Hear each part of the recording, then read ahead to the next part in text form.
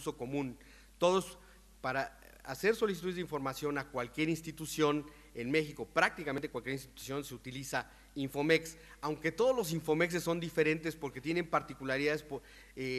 derivadas de que todas las leyes son distintas, estas 33 leyes de las que hablaba. El Infomex se adecua a cada una de estas leyes, y entonces, a pesar de que son, de que uno puede suponer que son sistemas iguales, cada uno responde a las particularidades de cada ley. Durante estos años, bueno, hemos implantado 32 sistemas Infomex a lo largo de estos años, y hoy puedo decirles que con Infomex se han recibido y respondido más de 1 millón de solicitudes de información, sumados todas las instituciones que utilizan este sistema para recibir y responder las solicitudes de información. Los beneficios, me parece que el último enunciado que está aquí, son todos esos que están aquí, pero hay muchísimos más que a lo mejor me tardaría yo mucho en enumerar todos los beneficios que hemos recibido a partir de Infomex. Ahora voy a hablarles del otro reto que teníamos que resolver, y era cómo hacer para eficientemente mostrar la información de las obligaciones de transparencia y cómo hacer para hacerlo de manera eficiente, eficaz, segura, etcétera. Mi jefe, que no es el actual, pero yo le hice una presentación a mi jefe hace algunos años. Aquí donde dice que no se puede abrir el archivo, pero bueno, les iba a mostrar la presentación que le hice a mi jefe para justificar una aplicación. Necesitamos presupuesto para construir una aplicación precisamente para responder a esta necesidad de publicar y actualizar la información de las obligaciones de transparencia. Toda esta información que se muestra aquí y que de manera muy semejante está establecido en el mismo artículo, curiosamente es el artículo 7º de nuestra ley de transparencia y también de la ley de transparencia de ustedes, de los chilenos. En estricto, nuestra aplicación, que finalmente mi jefe me autorizó, lo que la presentación les hacía mostrar, porque ahí están los objetivos cuáles eran los objetivos que perseguimos en 2005 con esta aplicación, y cómo se fueron logrando estos propósitos que se plantearon cuando justificamos el proyecto. El resultado de ese proyecto fue este instrumento que llamamos el Portal de Obligaciones de Transparencia, o familiarmente le llamamos POT. Este es un portal centralizado en el que es un portal que opera el IFAI, pero que desde todas las instituciones se carga información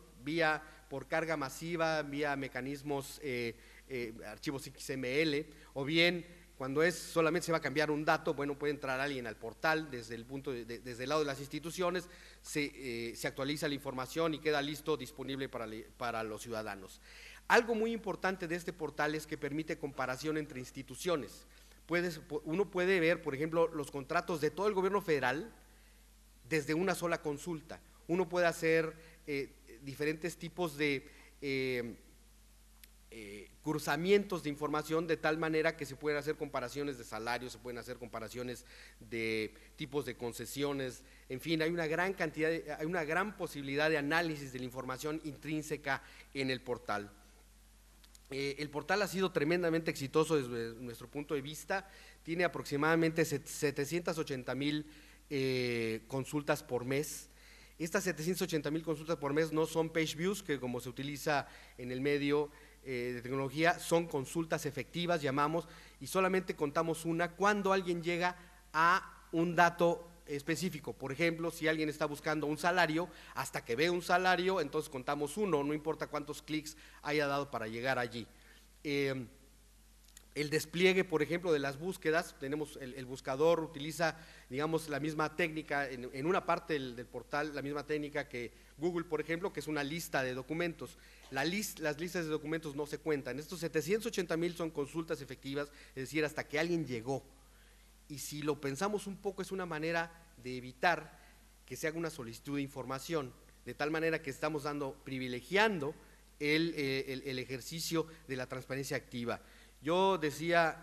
a José Klastornik que lo iba a citar, aquí está con nosotros el presidente de AGESIC de Uruguay, porque a mí me llamó mucho la atención que estando él en México, en una conferencia equivalente a esta, él decía que de pronto no podría explicarse el gobierno electrónico sin el acceso a información pública, y me parece que esto es precisamente algo en lo que coincidimos desde México. La verdad es que la información pública debe estar intrínseca en los procesos. La información pública no debería ser algo especial. Está un poco en mis conclusiones de esta presentación, pero no tiene por qué ser algo especial. La verdad es que debería estar intrínseca en los procesos de tal manera que no tenga que dedicarse el servidor público a responder solicitudes de información, sino deberíamos tener mucho más vocación por la información proactiva y hacer del gobierno electrónico un mecanismo de acceso a información pública de manera consistente. Una cosa clave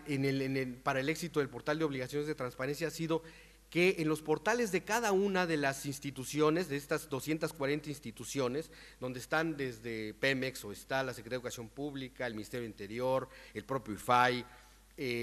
en todos los portales está este logotipo que está hasta arriba, que dice Portal de Obligaciones de Transparencia, y desde todo se puede llegar a él, de tal manera que estamos haciendo, con una sola aplicación, estamos resolviendo la consulta de todos, absolutamente de la información de todas las instituciones de manera simultánea y de manera convergente. Es como tener muchos canales de acceso hacia la misma información, y esto es lo que nosotros hemos diagnosticado como el éxito del Portal de Obligaciones de Transparencia. Finalmente, tenemos un sistema que ha sido muy importante para el proceso interno del IFAI. Ya me están sacando la tarjeta roja, pero voy a abusar un poco del tiempo, deliberadamente, y que es el sistema de precedentes. El sistema de precedentes es un sistema de consulta déjenme decirles, los comisionados del IFAI han resuelto aproximadamente 35,000 recursos de revisión, 35,000 inconformidades a lo largo de estos 8 años, y esto ha provocado que sea muy complicado mantener la consistencia de las decisiones, algo que se decidió hace 4 años. Si no se tiene presente hoy, con diferentes argumentos pudiera no mantenerse la consistencia de esos criterios, y entonces resolver no de manera consistente, y entonces podría ser sujeto de disputas, porque ¿cuál debería ser el criterio que debe seguirse? Bueno, para mantener esta consistencia en las decisiones es que se utiliza este sistema a través del cual se hacen consultas por argumento, por palabra clave, por argumento, en fin, por una gran cantidad de argumentos, y le devuelve al analista la estructura y el texto de cada una de las resoluciones, y dependiendo del tipo de resolución que se está armando, que se está proyectando, es que pueden hacer selección de textos, inclusive les permite armar resoluciones a partir de la salida de este sistema. La verdad es que ha sido algo que para los abogados, sin serlo yo, entiendo que ha sido una cosa realmente de gran utilidad y muy innovadora. De hecho, estamos pensando que en el mediano plazo esta aplicación va a ser pública, la vamos a poner de tal manera que cualquier persona pueda hacer lo mismo, que otras instituciones puedan utilizar nuestros propios argumentos y nuestros propios criterios para sustanciar en otros lugares disputas de este tipo, como los recursos de revisión. Tenemos una visión de futuro en la que es muy consistente con lo que está haciendo el Consejo para la Transparencia acá en Chile. Debemos integrar todas las iniciativas en una sola. Nosotros hemos hecho camino al andar y hemos cometido el error de tener por un lado Infomex y por otro lado tener el portal de obligaciones de transparencia. Además tenemos un buscador de las solicitudes de información, de tal manera que tenemos que llamamos Zoom, aquí se señala, y la verdad es que hemos convertido una esquizofrenia vista como desde el gobierno hacia el ciudadano, y tenemos que invertir esta ecuación y poner por delante al ciudadano, y no tener 3 instrumentos para dar acceso a información pública, sino debemos, y estamos trabajando en eso, estamos tratando de integrarlas en una sola. Infomex absorberá tanto el portal de obligaciones de transparencia como todos los mecanismos, y todo se llamará de una sola manera, de tal manera que sea más fácil para el ciudadano entender cómo obtener información pública gubernamental.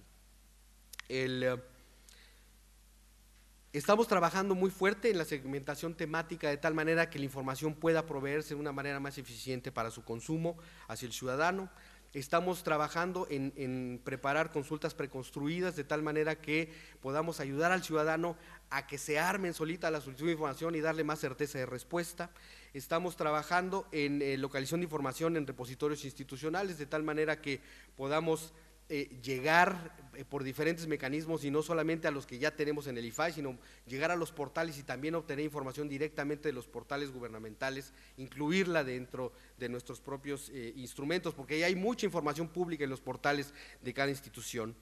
Y estamos trabajando en cosas, en soluciones predictivas, de tal manera que utilizando tecnologías como redes neuronales y redes semánticas podamos llegar a construir solicitudes de información que se autorrespondan a partir de la información que se encuentra ya en la web. Finalmente, bueno, por más limitaciones que existan, hemos sido muy cuestionados por el tema de utilizar tan extensivamente Internet para el tema de acceso a información pública, pero sin duda esto no es un obstáculo, es potencia la posibilidad de que más personas puedan tener acceso a información, el uso de la Internet.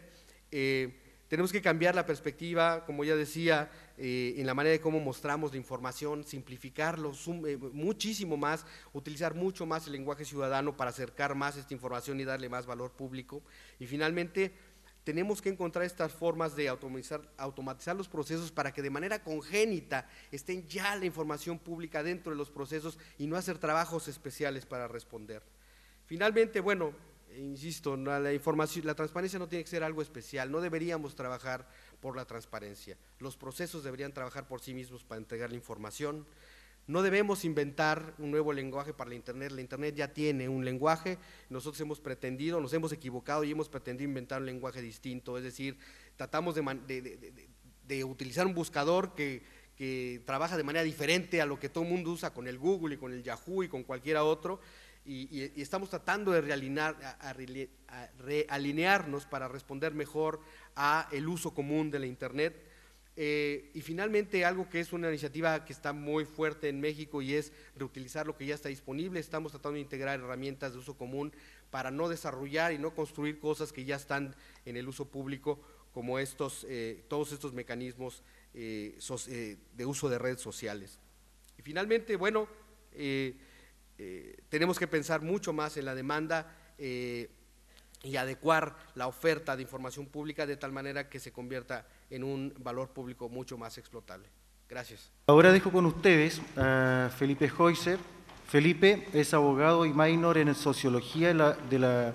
Pontificia Universidad Católica de Chile. Además, candidato a doctor en Gobierno y Políticas Públicas y máster en Políticas Públicas y Administración del London School of Economics and Political Science. Felipe, además, es fundador y director de la Fundación Ciudadano Inteligente y director para América Latina